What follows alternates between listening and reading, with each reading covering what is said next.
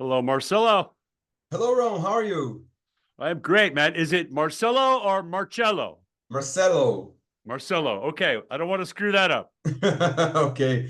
Thank you so much for joining, man. It's my pleasure, man. Thank you for the invitation.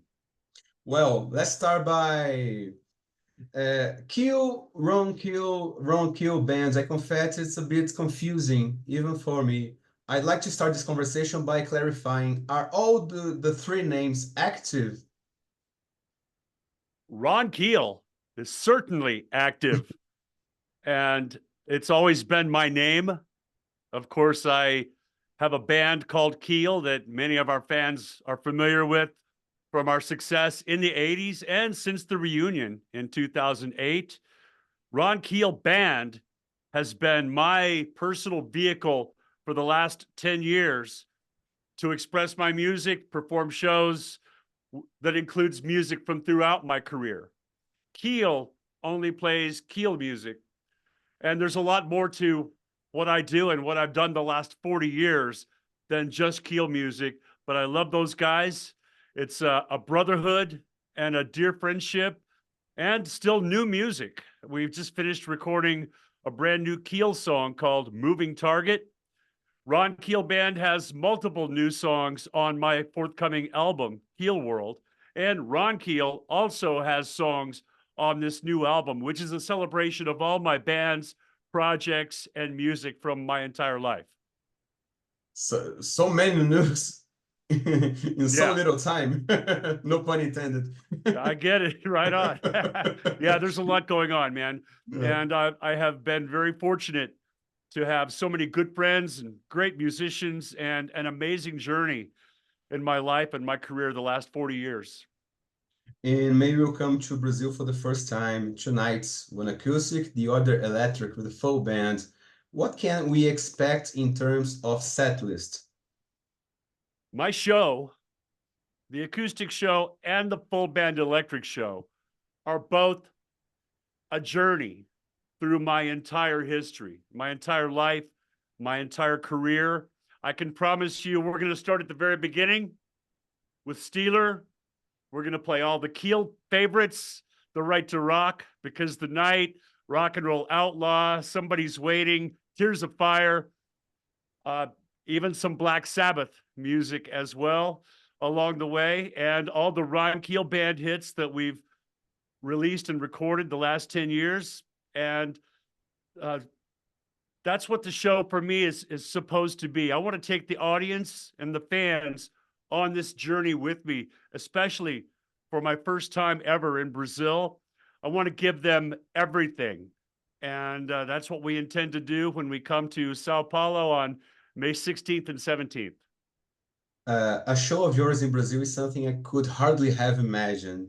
It's rare for artists like you to come to Brazil, but well, it's happening. How did this come about? It's all because of the promoter, Rodrigo Scelza, and my good friend Carlos Chiaroni at Animal Records in Brazil. I had a show, I have a show in Bogota, Colombia. And not knowing the map as well as I probably should, I thought, well, we're going to Bogota. Why don't we go to Brazil at the same time? So I reached out to Carlos at Animal Records, and he put me in touch with Rodrigo Scelza.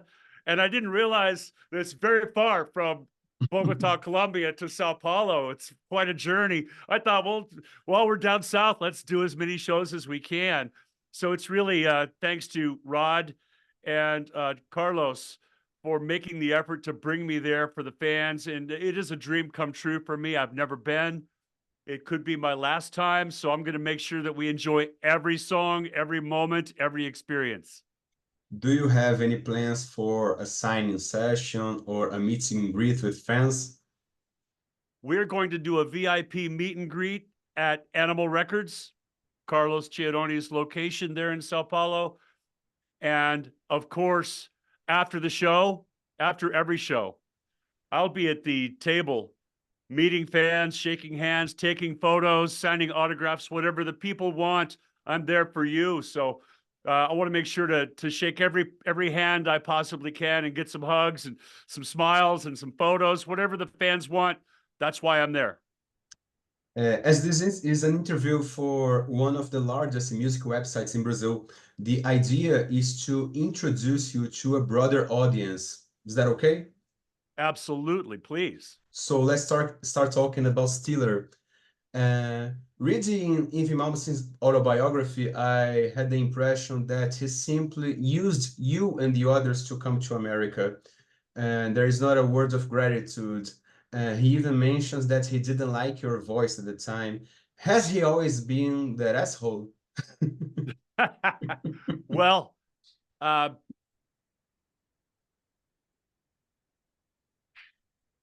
Malmsteen and I are forever tied by that Steeler album, which was released in 1983. And it was his first album. It was my first album. And we did not agree musically, but we didn't have any fights or arguments. We were using, at that stage in your career, you use whatever you got, whatever you can to achieve your goals. And the truth is, Marcelo, that when he left Steeler, he left to join a signed band with a major record deal, Alcatraz, with one of his favorite singers, Graham Bonnet. And it wouldn't have mattered if we could see eye to eye or not. He would have left for that opportunity, and I would have given him my blessing like I did. We wish you luck. Go kick ass. And there's never been any regret. I wish at the time that we could have combined our elements. And Yngwie didn't like my voice. I didn't like my voice either. Honestly, that album I know is a very special piece of history for the fans, for the metal genre as a whole. It is a historic, legendary cornerstone of that magical era and genre, which was 80s metal. But I had a lot to learn. Yngwie was incredibly talented from the start. I kind of compare it to Van Halen, where Edward Van Halen is the musical genius and David Lee Roth was the rock star. And they found a way to combine those two elements to create magic. I wish that Yngwie and I perhaps could have combined his musical talent with my desire to put on a show and be a rock star and found some common ground, but it wasn't meant to be. And it was a great start for both of us. And I'm glad to be where I am today. And I'm proud of him and his accomplishments as well. Was there any... Ungrateful. You said ungrateful. Yeah, I wish that we could at least talk still. We haven't spoken in decades. And yeah, I wish that we could just talk and, be friends. Unfortunately, a lot of the people that I have worked with and given opportunities to are very grateful. So it makes up for it. I've been responsible in a lot of dreams come true for a lot of good people and great musicians. So I'm thankful for that. And unfortunately, Yngwie is not in that group. Well, it's only up to him to mend this. That's right. Was there any lesson from your time in Steeler that you carried with you forever? I mean, something you learned back then that has remained a guiding principle for you? So many things. Learning how to lead a band. I learned a lot about the business, about songwriting. That was when I was just starting to really learn how to write songs. And I think there are a few good songs on that Steeler album. Cold Day in Hell, Backseat Driver. Serenade is a good song now that I sing it like a man, not like I sang it back then. But I learned so much. Every experience leads you to grow. And after Steeler, I realized that I'm the kind of guy that needs to be in charge. I'm a leader, first and foremost. I'm a storyteller, a songwriter, a front man in front of a band, and I need to lead. And that's what taught me about leading a band, and that's why when we put Keel together, right during the time Steeler ended, Keel began, and I really took a firm grasp on the leadership role in Keel, named it after myself as Keel, and it paid off very quickly. Within a few months, we were recording our first album, Lay Down the Law, and then within a couple of months after that, we were signed to A&M Records and working with Gene Simmons from Kiss. So in a very short span of time, those lessons I learned in Steeler really paid off. You mentioned the way you were a rock star in Steeler. Do you think that maybe being that rock star prevented you from being the lead singer from Black Sabbath?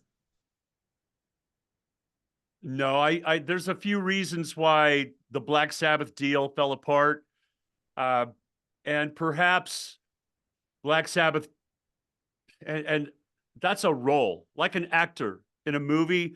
Being the lead singer in Black Sabbath it's dark, it's evil, it's powerful, and that's a role that I embraced completely during my time with Black Sabbath. I was not the yay party guy, you know. I'm not on stage with Keel. There's always a lot of smiles, man. We're having a good time. It's a fun party type of celebration. Black Sabbath is way more serious, and that's just a role that I was playing when I auditioned for Sabbath and when I got the gig.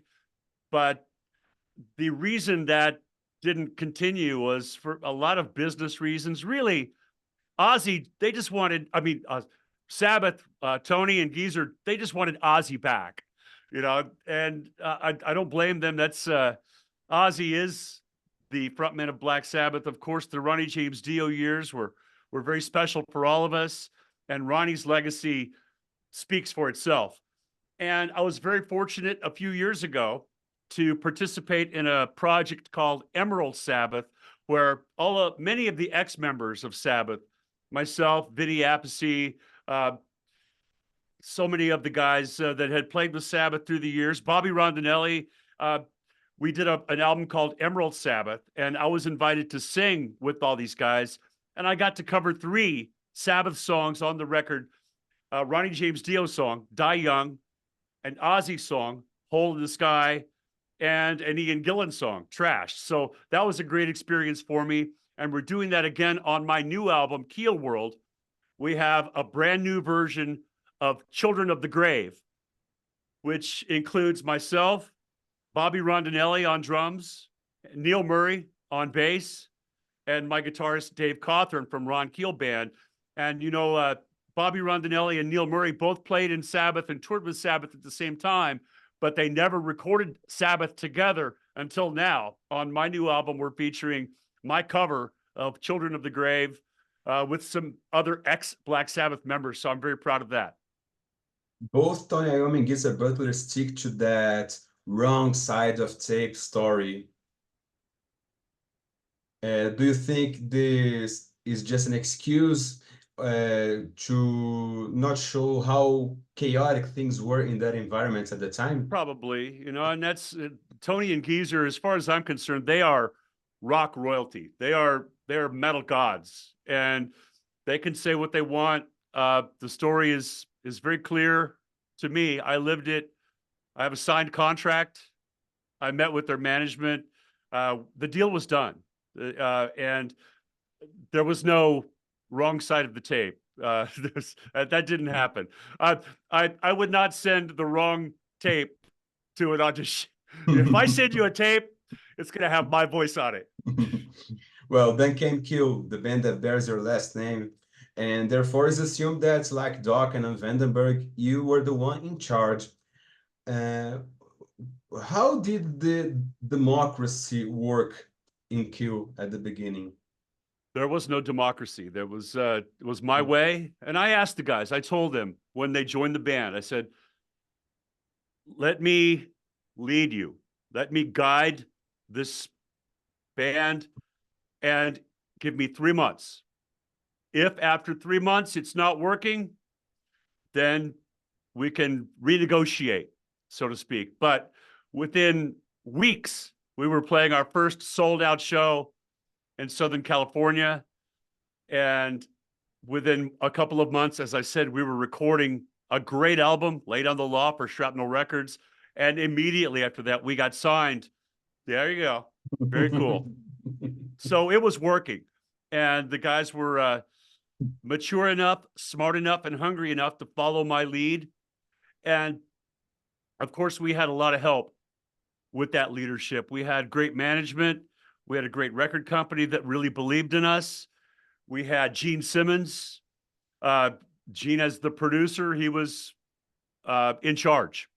So it wasn't just me. It was a lot of people leading the way. And as we grew closer as a band in Keel, we started writing more songs together. Mark Ferrari wrote some of the best Keel songs throughout our history. So we really became a family, a band, a team. That it started out as not a democracy, but with my vision. And those guys, I'm very thankful that they had that faith in me to follow that vision. At least in Brazil, the most successful Kill song was the cover of Because the Night. I mean, you have incredible songs, much even better songs. Do you think this success is somewhat due to the power ballads boom that happened in the 80s? Well, it's a popular song because, it's a great song, first of all. And it's a part of every show that I do. It's a part of my history and my legacy. I will always sing that song. But at the time, we did not consider it to be a single. When we recorded the Final Frontier album, Gene Simmons and I both felt really strongly about Because the Night. We felt that it was great, maybe a second or third or fourth single, but not as the lead single, the first track off that album. I think it was a mistake to release it at that time because the fans were coming off the Right to Rock, a big, huge, powerful metal anthem. And I think we should have released Rock and Roll Animal as the first single to establish the identity and tell the fans who we are, what we're all about, because the Night was just one side or one piece of what Keel was. You can't, that first single has to really represent you. And the record company, Gene, everybody thought it was a smash hit. And looking back now, it was probably a mistake to release that as the first single, but I'm very proud of the success that it had. And when we stop and the fans all sing along and sing that song with me, it still fills me with great joy and energy. What was Gene Simmons as a producer? Gene Simmons as a producer was, at the time, really just learning how to perform on the other side of the window, behind the board. But at his core, Gene is a songwriter, a singer, a rock star, a performer, and a true lover of rock music and rock music history. He taught me so much about recording songs, recording big metal anthems by stacking up multiple guitars, the big, huge background vocals. So many little lessons, like how the bass guitar works with the kick drum. Now that, and he would watch the bass drum and he'd watch the bass player's fingers and he would make sure that those guys were in perfect sync, in unison. And I still use that. So many tricks that I learned from Gene, I still use in every recording session I do. He taught me so much about that, but he was a really superhuman being, a nice guy and a friend and a mentor, on top of the fact that it's no secret that the Kiss fans bought Keel because of Gene. And the fact that Gene and Paul both embraced Keel as that next generation, all the Kiss fans bought the Right to Rock album the week it came out. And it was a very successful record in large part because of the song, The Right to Rock. That's a timeless, powerful metal anthem. The song is great. The album cover itself is one of the most beautiful pieces of album cover artwork. Look at that, man. That's a beautiful piece of artwork. and the fact that Gene Simmons endorsed it. All the Kiss fans bought it, and still to this day, many of my fans are Kiss fans. I'm a Kiss fan myself. I remember going to my very first concert. It was Kiss in Dallas, Texas, and I fought my way to the front row. I was 16 years old, and I caught Gene's guitar pick that night. I got his blood, his spit. I felt the flames. You know, I was right there, my first concert ever, and I could not imagine that 7 years later, we're sitting side by side making my first major label album. What a great experience, and great to be a very small part of that Kiss family. Do you think those Gene Simmons produced albums have aged well?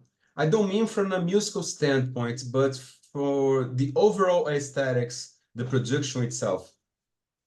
Man, you know, I personally, that's not for me to judge.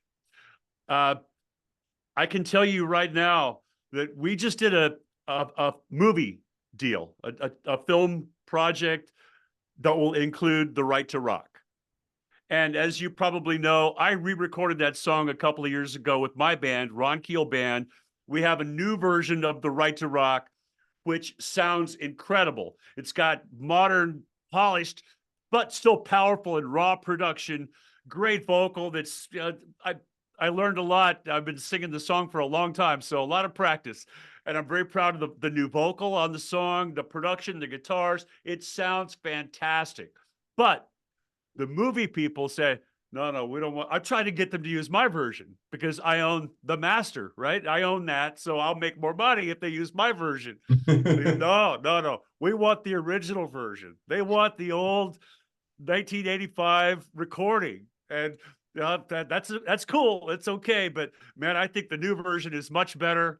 So I was very proud of the opportunity to get a second chance to re-record some of those Keel classics, The Right to Rock, Because the Night, Somebody's Waiting, Here Today, Gone Tomorrow, on our EP Keeled by the Ron Keel Band. So I'm very proud that I was able to get a second chance at those songs. In your view, what was the big differentiator for Keel compared to other mainstream hard rock bands of that time?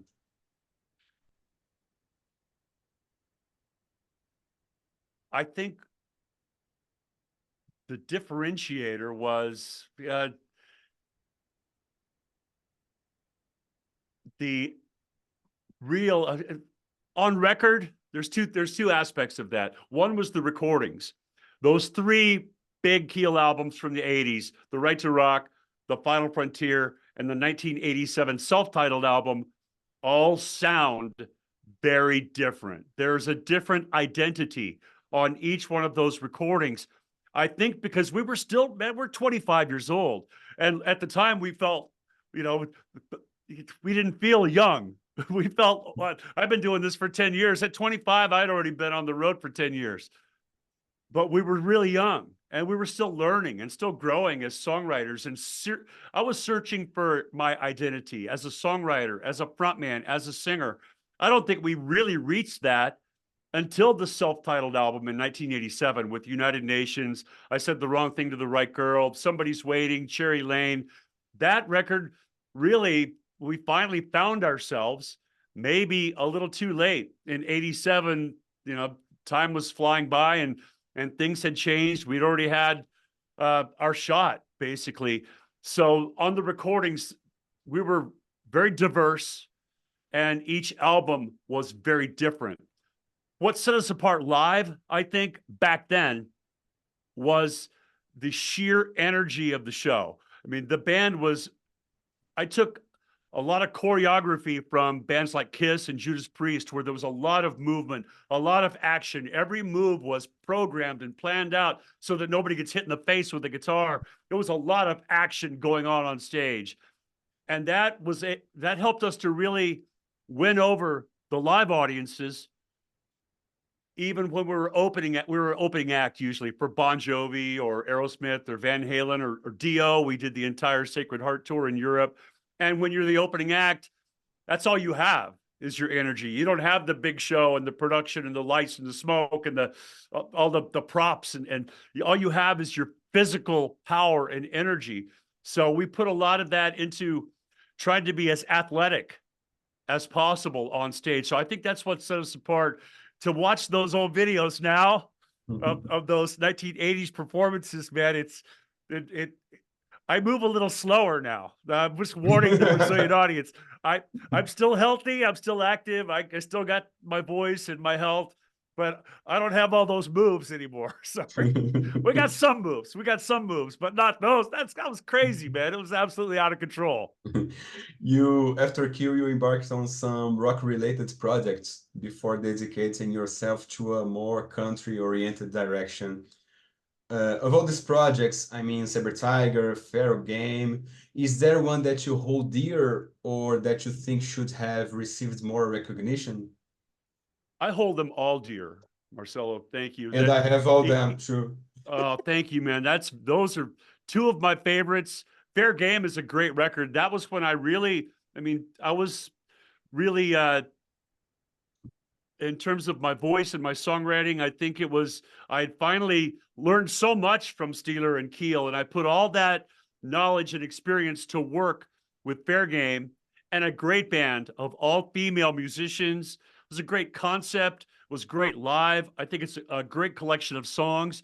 But by then, 1990, 1991, we didn't realize that our time was past. And we thought that this hard rock and this is going to live forever. Now we're here. It's never going away. And of course, we know that in the 90s, grunge and country music both really took over the mainstream. And plus the fact that it was a female lineup. And I thought it was cool because I wanted to do something that no one had ever done before. A male rock frontman with a hot, kick-ass female band behind him. Nobody had done that. I thought it was a great concept, and the girls brought a lot of emotion and passion to the music.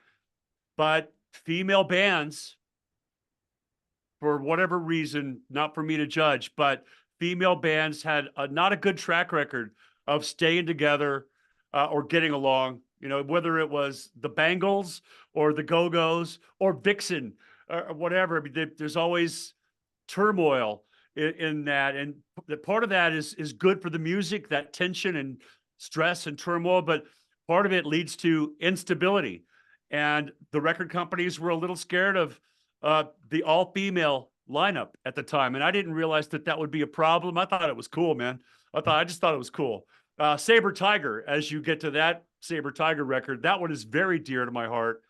It's the heaviest record that I ever did, and I'm very proud of the direction, the experience of writing the lyrics to that album. To go to Japan and record that with Akihito Kinoshita and a great team of Japanese musicians and engineers and producers, and the record company there, Fandango Records. They believed in me, and this is right during the middle of my country years. This is 1996, when I had been doing country music for several years, and all of a sudden, this opportunity was there for me, and I had to dive face first back into not just rock, but metal. And it was a great experience for me to be able to do both. And I think those experiences have led me to where I am now with my metal heart and my cowboy attitude. I mean, I love both aspects of my career. I love the cowboy thing. I love the metal thing. And those experiences made me who I am, and I'm very proud of that music. Your journey into country music, was it more a result of disillusionment with rock, or was it something you bring from your roots, something you had already had inside of you? No, I was never disillusioned with rock. I love rock music, always have, always will. It was the fact that suddenly there's no more record deal. There's no more tours. I've got a beach house in Santa Monica, and sports cars, beach house. You can't pay the bills. And it was a very sobering rude awakening to realize that my time is done. You know, we're done. And I'm what, 33 years old and my career is over, right? I've got a wife and kids to take care of. And the main driving force for me has always been to create music. And I've always played, even when I was growing up, I played jazz, blues, classical music. I was classically trained in the orchestra. I just always loved music. And I started writing songs that were a little simpler and a little more true, where the words were not just about sex, drugs, and rock and roll, but songs about real life, songs about being, you know, songs about being broke or getting divorced or, you know, drinking beer. And those it started to sound like country music, you know. And uh, metal and country have deep roots together. I mean, you could look at Every Rose Has Its Thorn and tell that that's a country song. I mean, I don't think Poison was intending to write a country song. Brett was just pouring his heart out, man. He's just playing and singing what he felt. I was doing the same thing, and it sounded like country music.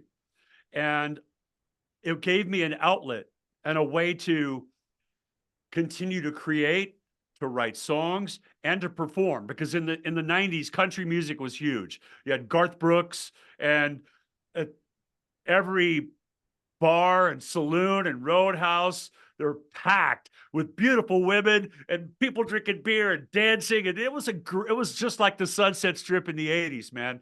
And I was able to put a great band together and perform 5 nights a week throughout the entire decade. And I love performing. I love singing. I love the challenge of mastering a new art form. Now, you can't just go country. People say you don't do that, man. I tell you, if you get on stage at a rodeo and put a cowboy hat on, and if you're not real, those people, they will throw shit at you until you get off the stage. And when you get off the stage, they will kill you. You don't fake that. You don't fake that, man. That's real. That's a way of life. It's an attitude. That cowboy thing is real. And you can't fool those people. You can't fool that audience. So it came from my heart, my roots. I was born in the South. My father was a country musician. I listened to it all my life. I grew up listening to those records along with the Beatles and the Stones and the Who. I was listening to my father's country records at the same time. And even when I was younger, you know, starting to play music in bands, we would hear Black Sabbath and the Eagles on the same radio station. To me, it was just a different form of art, like the difference between painting a picture or making a sculpture. It's both art. They're just different kinds of art. Can we say that as a metal cowboy, you are artistically fulfilled with what you produce today? Absolutely. I found a place in between the concrete and metal and the red dirt roads and the mountains where I can call home. No man's land. It's the place where I feel at home. I'm able to write songs that mean something, that say something, songs that speak from the heart, while still having the big, powerful drums and screaming guitars and screaming vocals and sweat and power and energy. So I've combined those two into what I call metal cowboy music. Would you rather choose a horse or a Harley? Or is your horse a Harley? Man, that's a tough choice. Both have you can get where you're going on either vehicle. And I don't own a horse, but I do own a Harley. So I guess my horse is a Harley. I guess I do own a Harley-Davidson, and I enjoy it immensely. But I think that cowboy is more than just that. It's a way of life. It's an attitude. It's being polite to women, opening the door for a lady, you know, doing the right thing, being a good person, working hard, and doing whatever the job calls for. I mean, that a lot of that is part of that cowboy mentality or that cowboy history. That's what cowboys do, man. You know, they work hard, they bust their ass, they deal with whatever weather or pain or adversity that they have to deal with, and they get through it with a smile and a beer. What can I say? It was truly amazing and also inspiring to get to talk to you, Ron. Thank you so much for your time. Hope you enjoyed this conversation as much as I did.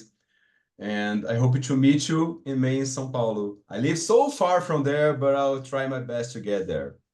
Well, I hope so. And thank you so much. It's great to meet you. And thank you for the interview and the invitation. Keep up the great work. Bye bye. Bye.